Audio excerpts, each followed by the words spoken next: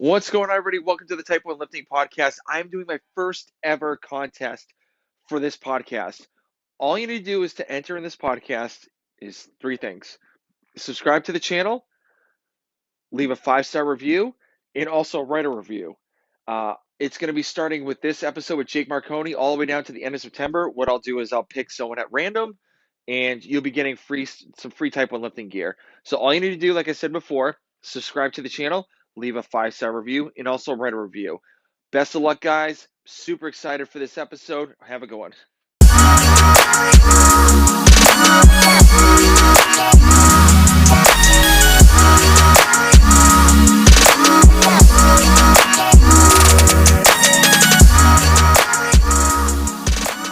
All right, guys, welcome to another episode of the Type 1 Lifting Podcast. I have a very exciting guest, a grid athlete and co-owner of the South Beach Palms, Bryleigh Hansen. How you doing? I'm good. How are you? Thank you. I'm doing good. Thank you for doing this, by the way. I'm like really interested about when Hannah Hardy told me about you. I was like, okay, I got to get her on. I got to get you on. Oh, really? Oh, yeah. That's nice. Well, that's awesome. So, I want to get into like obviously the grid stuff and like how to be a co-owner and stuff like that. But before we do that, I kind of want to learn about like your upbringing. Like what did you do for sports when you were younger till you got to like you are now? Right. So I was a gymnast growing up, like very high level gymnast for 15 years, since I was 4 till I graduated high school. I actually went to college for gymnastics, didn't do so hot, kind of failed out of that. So after gymnastics, it's crazy because you go from like working out to 4 to 6 hours a day. And then when like it kind of like when you get cut off, it's like what do you do? So I didn't actually do much for like 6 or 7 months. I kind of played that college life for a little bit. And then I was like, I can't do this anymore. Like every day of my life, like I had some sort of physical activity, and it just got to the point where I was like, it was just a drag for myself to not do anything. And someone introduced me to CrossFit, and I did my very first CrossFit workout. It was just like a small little, this was back in 2012. It was like a front squat. We did it in a park. It was like a front squat, sprint, lunge workout. And I puked after like 8 minutes. And I was like, this is awesome. Like, let's keep going. Very cool. So I ended up going to, this is back in the day. So, a lot of people can say they went to regionals, but like back in the day, I went to regionals in 2013 and 2014 on a team. And I've just done CrossFit since then. And I've been with the Florida Grid League since they started season 1. So, yeah. So what made you, after you threw up, made you kind of want to stick with doing CrossFit? Like, was there thinking like I can get better at this, or what was your thoughts going through the whole process?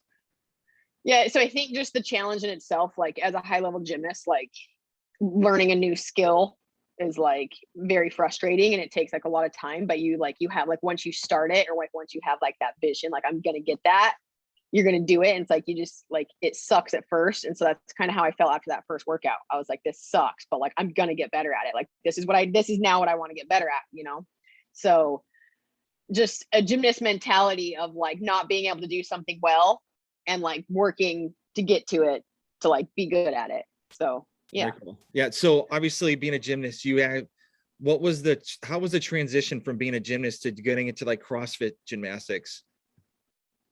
That is where especially high level gymnasts have like a very like good advantage. So because obviously like I got to muscle up on my first try, like learning how to do butterfly chest to bar, butterfly, anything, like that stuff all came easy, whereas like that's usually the hardest. That's what most people like work for like 10 years and they are barely getting like butterfly pull-ups, so it's like just having like the body awareness to be able to do that stuff in the first place, like first try, has a huge advantage. So anything gymnastics, I'm like awesome at. It was like the weightlifting. So I'd never like lifted a barbell much, like every now and again we would do like some bench. We would like go into like a Globo gym and do like some bench press, but it was like cleaning and snatching where it was like super hard for me to be like, whoa, like this is crazy. So that took me the longest to figure out, but I think I'm there. Yeah. So were a lot of people like pissed off at you that you were getting all these gymnastic like feats done first before they did? Can you just started? No, I don't think so. Most of the time it was like people asking me to help them because like CrossFit, that was 2012, CrossFit Yeah. was like just barely kind of starting. So it Yeah. was more like, whoa, like you could do that, like help me. Now I think it's at the point where it's super competitive. And if you can get something before somebody, they've been working on it for a couple of years, that's when they start getting pissed. But it wasn't the competitiveness nature of it wasn't as high back then. It was still kind of like helping more so than competing against this person next to you. Yeah, yeah. So you said you went to regionals. So what was the change of like from you being like a beginner CrossFitter to being like, hey, I could actually, do something with this? Um, what do you mean? Well, so for regionals, like I said, when I went to regionals, like regional level athletes now are a lot different than they were back in 2012. Like the regionals I was going to, like the very first regionals, like girls were doing their first muscle up like at regionals. So it's like it was very different. But just like seeing the other teams that had been there and like the girls that were getting their first muscle ups and I already had them like with ease, it was just something that was like, this is cool. Like watching the individuals, it was like, I feel like I could be at that level. If I like really like push for this, like I think I could get there because I'm already like a lot higher than a majority of these athletes that are here. So Yeah. yeah. Very cool. And so how did you get connected with the team? Was it like from your box or was it like from like people from like other gyms in the town at all? Or like how did you guys connect? Yeah, it was all from the same box. Okay. Very cool. Yeah. Very cool. So when did you get involved with Grid? The very first season. That was very random. It was like a friend of a friend's who had like met the commissioner to start like this grid thing called Grid 6. And he was like, hey, you want to play this thing? And I was like, I don't know what you're talking about, but sure. Like nobody could really explain it back then, but it was like, it started as like a smaller like Grid 6 where there was only 3 guys and 3 girls on a team before they got to like the full blown teams they are now. So it was just a friend of a friend that said, hey, you want to play with us? And I said, yeah. Very cool. Very cool. So Yeah. what were the practices like for obviously for the Grid? Obviously their movements are a lot different. And like, how are you able to train to, do those type of movements that they're asking for? So that's also funny. My very first grid match, it was a Grid 6. There was a triple touch in it. It was burpee triple touch. And prior to that, I had ripped my hands so bad on muscle ups that I had never even tried a triple touch. And the coach was like, hey, like you need to go, like we're about to go, like you need to practice. Do you even know how to do a triple touch? And I was like, no, like I have no clue. And he goes, you want to go try? And I was like, nope, like my hands are shredded right now. Like if I'm gonna do it, I'm gonna do it out there. And like sure enough, I literally got my very first triple touch on my very first try. And I'm like, okay, this is cool. Yeah, I've I've actually tried doing some of those movements, and I'm like, and granted, I'm like 6'6", so that's kind of a disadvantage anyway. But it's just Yeah. like, how are you guys like constantly do those movements all the time, especially with like the toes to bar to like chest to bar, and like even like the triple that you talked about. It's just like, how the heck can you guys like cycle those at like all at once? Those are a lot of work, and that's like the thing like coming in handy as a gymnast. Like my body awareness is like very good, so like being able to do a triple touch on the first try, I don't think anybody in the league can say they've been able to do that on the first try. So it is a lot of work. It's frustrating. They're frustrating too, like especially like double touches and triple touches. It's like double unders. Yeah. It takes forever to get a double under, and it's just one of those frustrating things. But practice, just like anything else. If you want to do it, you'll get it. You'll figure it out. Very cool. And so when I talked to Hannah, they said that like, oh, she said that with like when you do the grid stuff, you're like have a specialty. So what is your specialty for your team? So I'm what they call a utility player. So I do everything. So what there's body weight specialists who are like the little gymnasts, little guys and girls that just basically do body weight stuff like pull-ups, muscle ups, rope climbs, handstand push-ups, handstand walks. And then you got like your strength specialists, everyone's who's moving the barbell. Like that's where you get like the big beefy dudes who are snatching 225 for multiple reps. And then you have utility players, and that's someone who kind of does everything. Okay. So I do everything. I do all the barbell work, all the gymnastics work, a little bit of everything. Yeah. So would you rather stick with the gymnastics or like do more barbell work? For me specifically, it varies per team. For my team specifically, I have a lot stronger girls on my team. Yep. So I'll do a lot more gymnastic stuff than I will barbell stuff, but I'm still able to do the barbell stuff. So like depending on what the move is or what the skill or the movement is for the race, you'll definitely see me on a barbell, especially if it's like cycling, like hang snatches or hang cleans. I'm like really good at cycling a barbell, but like as far as like the ladder goes and like clearing a ladder, like I have a lot stronger girls who are better just at like solid lifting than me. So I'll like put them ahead of me and like that kind of stuff and like kind of focus. It's very strategic. It really depends on the match format. Like some match formats are more body weight like emphasized and some are more strength. So it really just depends on the match, honestly. Okay, very cool. And with the matches, like who sets up like the programming for you guys? Is it the league does. Okay. Yeah. The league sends it out. You know the whole program season ahead of time before the season. So you know every match, it's all laid out for the entire season. Okay. So then the coaches and owners are the ones that strategize their team and their players. And then, yeah. Very cool. Very cool. So, you became an athlete with grit and then all of a sudden you became a coach. What made you get involved in coaching? So I wasn't going to. So I was very committed to my very first FGL team. I was like Tampa Bay Brigade through and through. There was no convincing me otherwise. Like I wasn't going to go to another team. I didn't care to play for another team. We were crushed it. We never lost a match. And then I moved down south and there was an extra team opening. And one of the guys that goes to my gym bought the team. And he was like, please, like, we'll let you be the assistant coach. Like you've been doing grid for longer. Like we would love to have you like be the captain, assistant coach and like help us like strategize. He's like brand new to the sport. Mm-hmm. And I like straight up told him no a few times. I was like, I can't leave the brigade. Yeah, whatever. Yeah. He finally convinced me. And then COVID hit and that the season was completely canceled and he and the other owner actually dropped out. And I was like, oh, well, now what do I do? So long story short, I basically was like, okay, well, I guess I'll just buy the team. So I got one of my other players to like buy in with me. So now we own it. So now I'm coach, owner, like manager, like all of everything. Very cool. Very cool. So athlete, yeah. How does like, are there any new teams coming around or like just have like some random, like, like say, like, I don't know if Orlando has a team, but like, let's just say if someone from Orlando's like, hey, I want to start get my own grid team. Like what's the process of going from like, thinking about it to actually being an owner? Yeah. It's a long process. Honestly, I'm not sure if the FGL will add any other teams. We have 8 teams. There's 4 in the north and 4 in the south. Mm-hmm. But they're at the very beginning level, like where the FGL started, but there are other actual leagues. There's the East Grid League and then the Atlantic Grid League.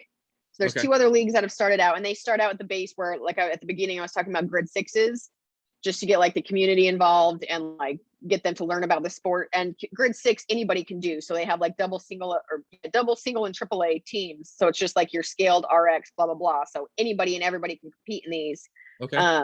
Just to get the community knowing about the sport and like what it is. And then it starts building up into people buying teams and becoming like a semi-pro is kind of where we're at right now with the FGL. But it's happening. It's definitely happening. And there's numerous people that reach out and are like, how do we own a team? How do we start the league? How do we like, Texas is like really big. Texas is trying to get a league too. So very cool. Yeah. Awesome. So would they have like Texas teams and Florida teams like play each other or what? Like that's the goal. Okay. That's the very end goal. So like eventually, like hopefully we would have like numerous. Have you ever? There was a pro league. Yeah. I remember. The NPGL. Yeah. So, obviously that went down. So what had happened is the commissioner of the FGL was actually the owner of the Miami Surge. Oh, okay. Okay, very cool. Yeah. So, and obviously like everybody loves the sport. Everybody that like watches the sport is like obsessed with it. So it's not the sport itself. It's just like building the business model to make that actual sport work. Like you got to grow it from the ground up, right? You can't just pour money, multi-millions of dollars into a sport that nobody has no idea about. Yeah. Yeah, so he's growing it from the ground up, and that is like the end goal, is to get it to that pro league again where the athletes are getting paid, and multiple different states have these leagues, and then at the end it would be like a huge championship. So Very that's cool. the end goal. Yeah, Yeah. awesome. So do you think the original grid league was like way too big, like too quick? Yeah, I mean that would be something you'd probably have to talk to the commissioner about. I don't know like a ton about it. Yeah. I know like a decent amount about it, but I think it was just like, for example, like the very first match was at the Madison Square. They rented out Madison Square Garden. Yeah, I watched it. And there's like 4 people in there because nobody knows what grid is. Like, how are you going to go rent out Madison Square Garden for a sport that nobody has no idea what it is? Yeah. So it's like I think they just poured like way too much money into it, way too quick, because it's not the sport. I mean, you have Brooke Wells that played, Noah Olson, you had Matt Frazier, you have Annie Thorisdottir. All of these high level games athletes played, and they love the sport. It's not the sport. So yeah, just we got to slowly start building it back up. Yeah. I mean, a lot of the videos that I do see, especially on like Instagram or like anything else, it's always like the Florida Grid League, and you guys just go ham like right off the bat, like just sprint to the spot where you're doing, do the movement, and then sprint back. So, how as a coach and an owner, how do you like talk to your guys when they're working out, being like, okay, hey, get out, next guy in? Like, how does that whole process go?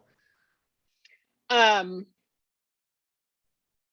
we play it out. We've gotten to know, and most obviously you get to know your athletes really well. Yeah.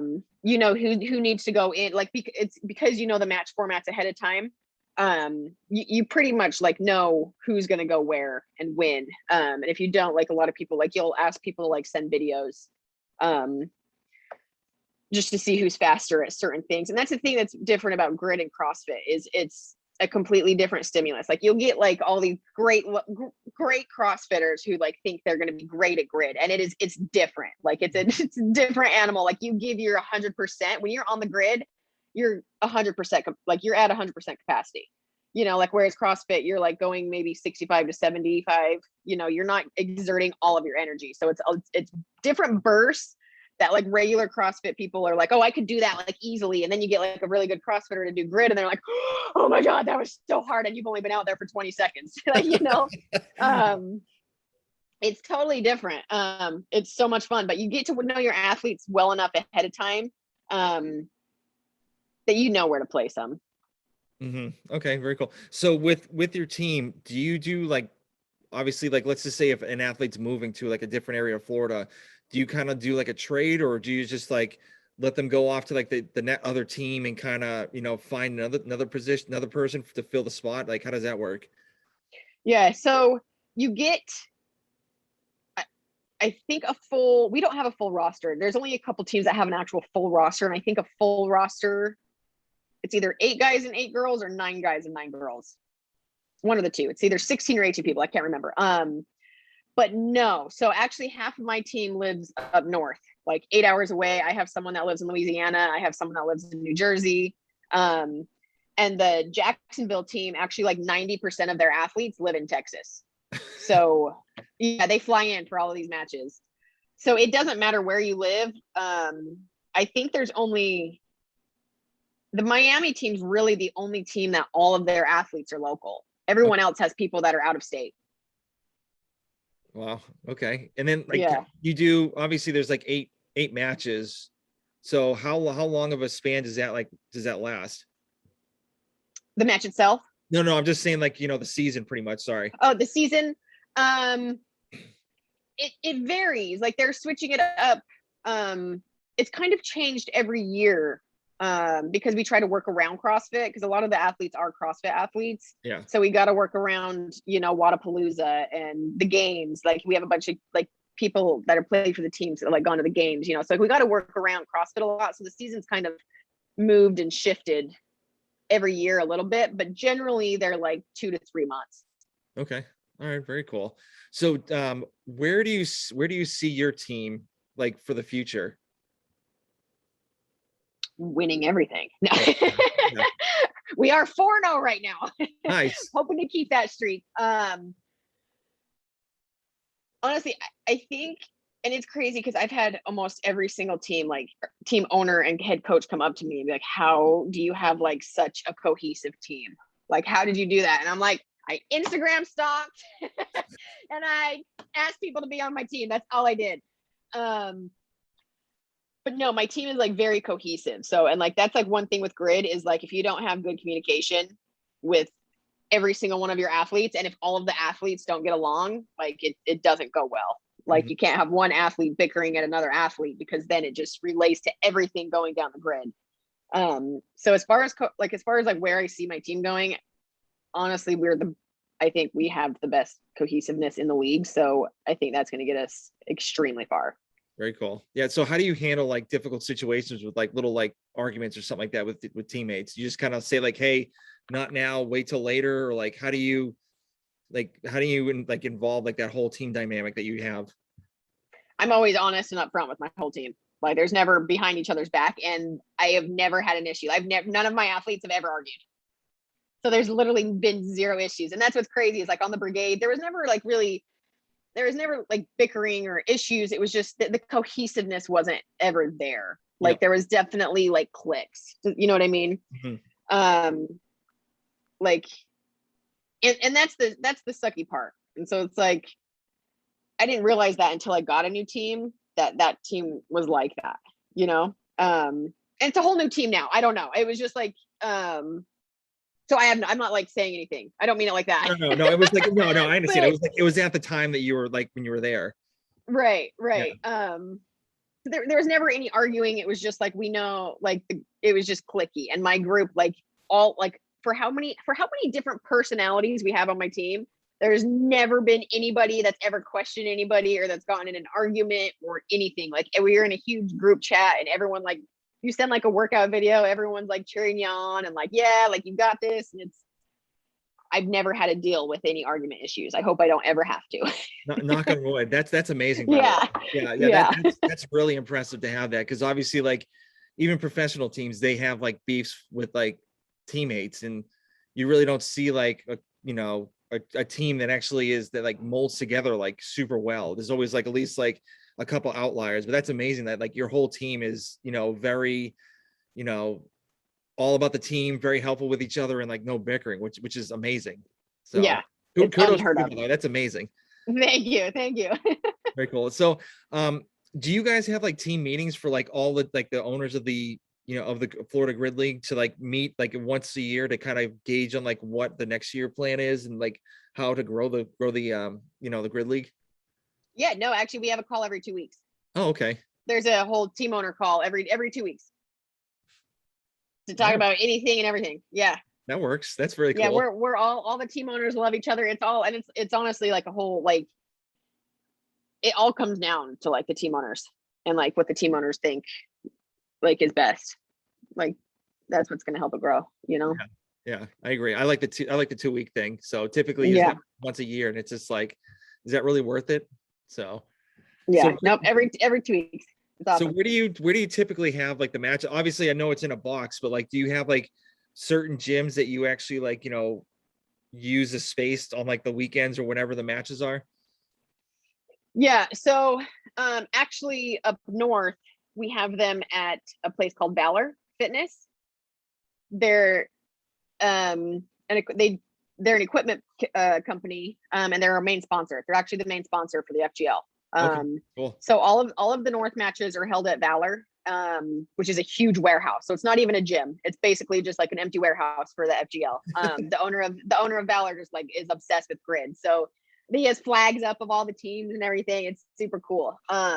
But down here in the South, because we don't have a venue like that, we just use a gym. Okay. Yeah, we just rent out a gym. How big do you typically have to have the gym? Like, a couple thousand square feet, or like what, like or like 20,000 square feet? How big is the gym that you need for all the stuff you do? I think it needs to. I want to say the minimum we need is 7,000 square feet. Okay. Yeah, that's a big size. Yeah. Very cool. The grid's massive. It's massive. Yeah. So when I was researching you actually have a blog called "Don't Be a Bitch." So I do. first of all, I love that title. So Thank you. what made you get into like the blog space, and why did you name it "Don't Be a Bitch"? So originally I'm like an avid traveler.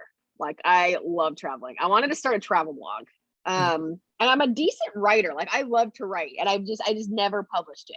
Like I would never publish it. Like I don't know why I'm like that person that will just write for days, but then I don't share it with anyone. So it's like, to me it's fine, but my boyfriend, like I've shown my boyfriend a couple of things, like you really should like you need to like post. And I'm like, I don't know about that.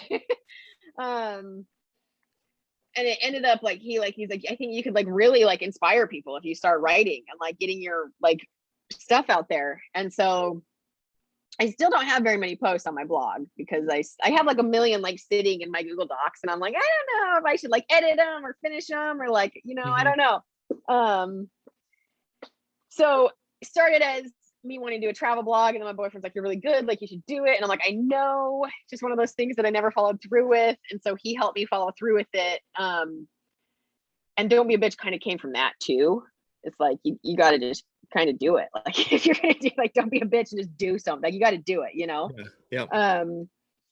So that kind of started from him, and the name kind of all came from him and everything too. I was like, that's actually like genius. That's perfect, because then I can still like integrate so many different things in with that it doesn't have to be like travel specific. So it's like it can be more general and broad about like numerous life things. It can be about fitness, it can be about travel, it can be like a bunch of stuff. Very cool. Very cool. So I did see you actually give challenges to people, and it looks like it's been very effective for the challenges that you actually post on there. So how do you think of the challenges? How do you like get people involved with the challenges, and how successful has the challenges been? They were really good. I was doing really good, and that was like one of those things where like if you're not consistent with it, it starts dropping. Yeah. So I did so good at first. It's like the very first challenge, and I think everybody should do this challenge. And I don't know where or how or why I got it. It just came to me, but it was, don't use your phone or don't look at your phone for the first hour of the day. And that was like the most successful like challenge I've ever done. And everyone did it. Like the first day they were like, holy shit, that was really hard. I'm like, yeah, like isn't that like the most ridiculous thing that people like the first thing they gravitate to in the mornings is their phone? Yep. Like it doesn't matter if it doesn't matter what it is, whether it's checking email, checking text, checking social media. It's like you just gravitate towards it. So it's like the first hour you're like, oh, like I can't not look at my phone. So that was the most successful one. But yeah, they've just been a bunch of random ones, stuff like that. And then I started getting into like the fitness challenge. I did like it was called like the first 50 of forever. It was like the first 50 days of the new year. So obviously I'll do like those fitness challenges, but I think it's more of like the mental stuff that helps people more than the fitness. You can reach out to a million different fitness influencers on social media and get some sort of inspiration, but it's like you need something beyond the fitness to like help. Yeah, just like when everyone was in quarantine, all the fitness influencers are doing like body weight workouts, and I'm guilty of that, so I have to admit. So I mean, because I was like, all right, well, I do have a very small platform, but maybe someone might do the workout. Who knows? But I do like the mental side of the whole thing, because obviously, people see people doing workouts and they're like, I can't do that. They don't have they don't think they can manage it. And so having a mental challenge, or even like, hey, do like walk up the stairs like 5 times or something like that, just something like that, or even like with the cell phone, I think that's a huge benefit compared to just showing videos to somebody. Right. And so do you kind of like put a pause on the posting of those at all, or are you just still kind of like slowly doing it once in a while? It's at a pause, but it's starting again. The start button has been pushed. There's things being added to it to hopefully. I don't coach at like a physical gym anymore, so like now that was like the main thing is like time. I always use the time excuse, like I don't have time, and so now it's like, okay, I don't work at the gym anymore. Like instead of being there, I don't need to replace it. Like I am replacing it with my don't be a bitch stuff. Like, so the start button's pushed. We're going. It was paused for the time excuse. And I hate that I ever use that excuse, because it could have been so much further ahead by now. but it's moving. It's moving. So are you looking to do like a weekly post or like bi-weekly? What's kind of like the new idea of the whole don't be a bitch? I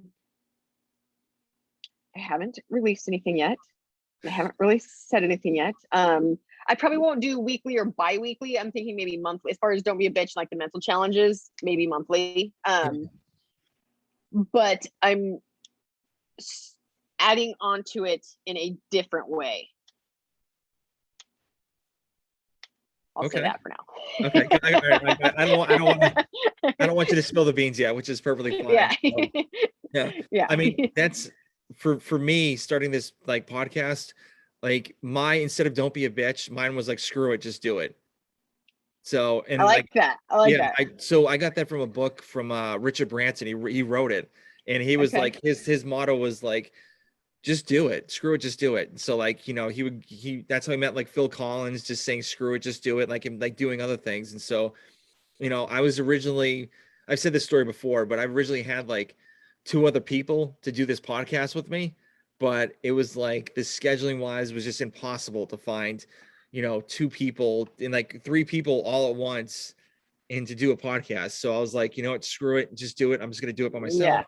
And, and here we go. And so, and I'm glad I did, even the t-shirts too. Cause like with the t-shirts, I was holding it off and I was like, all right, I have the design, I have the shirt, I have the guy that can do it, the print the shirts out, but it's just like, am I ready yet? And it's just like, you're never going to be ready. Like you could say you're ready like in a month, but you're not going to be ready that time either. So, just do it. And, I learned a lot because the guy that I did it with, he did it, he did a heat press on it, and it wasn't like every wash, it like the whole logo would break off.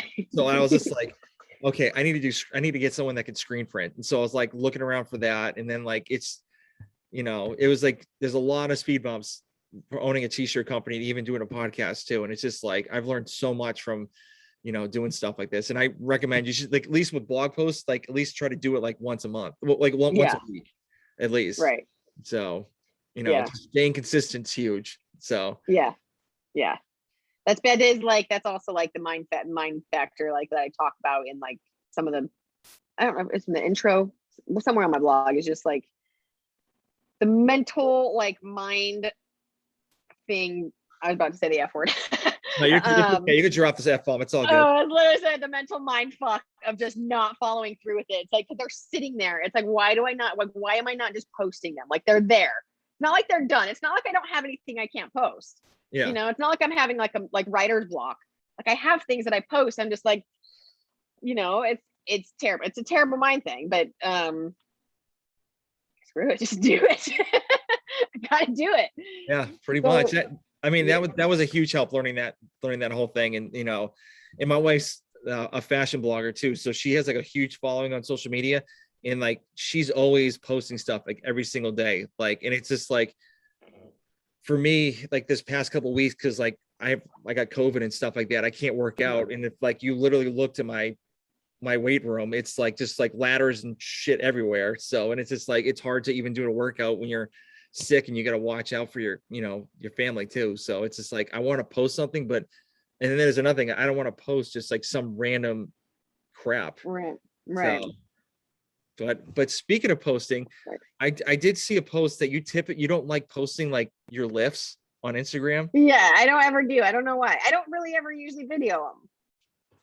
You just never like do it, like showing people like how you lift or anything like that, or like it's just like, no, it's just not my thing. Yeah, I don't really know why. I got thinking about that. I'm like, I just pee on my snatch. I should post this. All of my posts are like just random pictures. Like I never post videos. I'll post like stories of me working out, but I never like make an actual post. And it's like something just like lit a fire. It's like, I don't know why, but I feel like I need to post this lift. When I think it's like a weird thing too, where when you like just kind of plateau in CrossFit and you don't get PRs very often anymore. Yep. So it's like I don't want to post my back squat that I'm 50 pounds under compared to like my real back squat that I used to be. I don't know. I don't know why I don't post videos. I need to post more actual workout videos probably. So would if you don't mind me saying it, but I think you should post your gymnastics stuff especially with like the grid movements and like Yeah. and like almost be like a tutorial for people to be like, hey, if you want to learn this, this is the way to, to gauge it and kind of, attack it that way. And I Yeah. think that'd be a huge hit for you. Yeah, I probably should post it. I actually do have a double touch and triple touch tutorial on YouTube. Yeah. Through the league. I probably should post them. I always like do the swipe ups when I get tagged in them and stuff. But I've never like made the actual post of it. Smart. I probably should. I really consider it. I mean, especially like you got a pretty sweet like rig set up outside is that your backyard too? So I mean, yeah, I would consider it. So might like be something added on to Don't Be a Bitch. yeah, I mean, like you don't have anybody that could like stare at you the whole time. Like it's like, Right. you get weirded out. I mean, so it's like, you got this whole rig in the backyard and you could just use it for tutorials or, I mean, you post pictures and stuff like that, but like, I mean, I would do that. That would probably kill it. Yeah. Yeah. You're letting the secret out of the bag right now. It's like you're easing your way into the stuff I don't want to tell. The secret. Yeah, well, No. yeah. I mean, it's when I do like a lot of, I do a good amount of research on everybody. So it's like I kind of want to see like, what they're doing and, maybe help them out in some way. And, I kind of like, give people some advice here and there, and just see if it sticks. Yeah. So. No, that's awesome. You kind of hit the nail on the head right there. Okay. That's the whole, that's why we have like that whole, I got like that whole setup and I'm like building it up, trying to like make it look nice is for literally what you're saying. Okay. Stuff like that. Yeah. Yeah, and you could post it on TikTok too if you have a TikTok. I do have a TikTok. I don't use TikTok. I actually got a decent following for never using TikTok. I posted one stupid video and it went viral. And I somehow managed to get like over 20,000 followers for it. So like, yeah, like I'm literally, it's just like me walking. I don't know how it got so many views, but yeah. And then backflips in the middle of a grocery store. So like I started getting a lot of videos, like I started getting a lot of followers from that. Someone challenged me to do 100 backflips in a day. So I did 100 backflips in one day and it was mid-COVID. So obviously like there's lines. So like I just made this ridiculous video of me doing like a backflip, like waiting in line to get to a grocery store. And then I finally got in the grocery store and I did like a backflip in like all the different aisles. And like I did like a backflip and grabbed like a bottle of wine. And like those videos just got like viral. And I went, all right, well, it's fun. Do backflips for follows. Yeah, hey, whatever. And you could promote your Don't Be a Bitch blog on it too. So I mean, you get I don't know. Do you feel like obviously there's some good things with social media and bad things with social media. Do you feel like, everyone's kind of it was from like Facebook, then transitioning over to Instagram, and now like everyone's kind of leaning over to TikTok, or like what's your thoughts on that? Yeah, I'm late to the game in all things social media. Like I had Facebook when everyone had Facebook, and then I got Instagram like 3 years after people got Instagram. I didn't even know what it was. That's when people started using like Snapchat and stuff like that. And I'm like, I don't even have it. Like, my sister made my Instagram. She's like, look, she's 7 years younger than me. She's like, listen, you need an Instagram. I'm like, I don't need an Instagram. Like, I'm fine. Yeah. I don't need that. Whatever. So she made me an Instagram and now all I do is Instagram. And like, I don't ever get on TikTok. Like I have a TikTok and I'm not good at social media. I'm learning because obviously it's in a good way. Like it helps, you can like reach a lot of people and like inspire and help a lot of people, but I'm not techie like at all. Yeah. So anything like that I need help on it. Yeah. Same here with like TikTok. I posted one video and it went like, I think I got like 600,000 views on it. And that was it. And like every other one I've had has like maybe a couple thousand, if that. And I'm like, how does this work? And like even like my wife does her like just like clothing changes. Like she'll stand to the camera, jump, and she'll be in a new outfit. And I'm like, okay. And then like, how do you put like the wording in? Like I'm just so inept when it comes to TikTok. It's just like I don't know. It's like, I'll try to have my wife ask me to help me do something, and it's like I forget it. I won't even post anything. So right. Yeah, like, as far as TikTok goes, yeah, like I was like, well, like my sister was trying to show me like all this stuff you do. I'm like, whoa, that's too much time.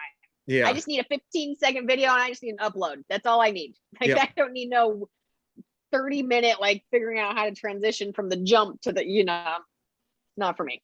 Yeah, I literally hear my wife like jumping from like the second, like on the second story, because I'm like, okay, she's just doing a clothing change, like, or just something like that. So it's like, I know she's doing something, and like it would take her like 10, 15 minutes or even longer to do it. And it's just like, is that really worth the time to do this? I mean, if you enjoy it, fine, but it's like, I don't really see a benefit to like doing a video that takes like 15, 20 minutes to yeah, get I done. don't, yeah. I mean, maybe if I need to veer in that direction at some point, I'll make myself learn it. But as of now, I'll just stick to I like the basics. Yeah. I mean, with the Florida Grid League, if they, do they have a TikTok? They do. Okay. Yeah. I mean, that would be huge for them, especially with all the crazy movements you guys do and post it on social media for that. Like I see it on Instagram all the time, but like if someone posted on TikTok, gosh, I can't imagine like how many views they would get. I'm not sure. I mean, they're over 300,000 on Instagram. I want to say they have more on TikTok. I can imagine. Yeah. Mm-hmm. Yeah, those videos do really well on TikTok. Yeah, because everyone can't do it, and they're like, "Oh, what the hell's going on?" And then like people like write comments and just like talk shit the whole time, and it's just like you guys have no clue what you're doing, like talking about. So just shut up. Just watch. Yeah. So. Yeah. So very cool. So we're getting close to the end. So I have a couple questions for you. So obviously we talked about your blog a little bit. Do you have any plans of doing like a podcast or, a YouTube channel for Don't Be a Bitch at all? YouTube. You're getting into it again. No, YouTube. Okay. When do you think the first video is coming out? I'm calling you out on this one. Yeah, you are calling me out on this one, and that's part of the whole setup outside. Very soon. I'm gonna start filming soon. It's one of those things where I am gonna do it. I don't want to have things just sitting in Google Docs. Like I just don't want to have a bunch of videos just sitting there that I need to post, know. So I'm just gonna try to do them like back to back to back. I don't have an exact timeline, but it's soon. It's very soon. Okay. All right. Well, we'll leave it as that. Yeah. So, other than being, an athlete, a blogger, I know you talked about traveling is one thing you like to do. Is there anything else that you like to do for fun? Anything outdoors in the sunshine. Okay. Not like paddle boarding, kayaking, like all that kind of stuff. Yeah. Okay. I'm from Idaho, so like I grew up like camping and four-wheeling and like hiking, being in the mountains, stuff like that. Anything outdoors in the sunshine, I'm there. All right, very cool. So what has been one of your favorite places that you've traveled to? Thailand. Ooh. Thailand is my favorite place that I've ever been to. And I've been to a lot. I've been to a lot of places. So jealous. That's like one of the bucket. That in Australia, I would love to go. Yeah. I went to Thailand by myself actually for an entire month. It was like a trip it was crazy. It was the best learning experience I've ever, like up until this point in my life, that trip is like the biggest like influence of like who I am today. Okay. Very cool. Awesome. Yeah. I obviously you have like an arm tattoo, like a whole like arm. Yes. So, which one's your favorite tattoo, and what are some of the meanings of some of them? Actually, so I got this elephant in Thailand. Oh, cool. Yeah.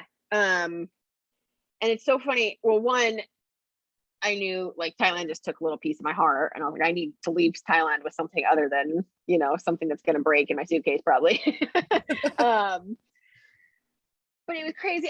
There was this elephant that I found him like 2 weeks into my trip, like on the side of the road. And then I went every day to feed him. Like I would like just get on my little scooter and like ride to this elephant. And it's the craziest thing because like you look them in the eyes and like you can tell like they are just like the most loving, like caring creatures. And so like like it became like my favorite animal. And I was like, I am like in love with Thailand. I just fell in love with elephants. Like I'm getting an elephant tattoo. Very cool. That's awesome. Yeah. Yeah, Yeah. I definitely like I have to bring my wife and I have to go there or like something over there, like Bali too. I heard that place is amazing. So Yeah. yeah, I gotta go.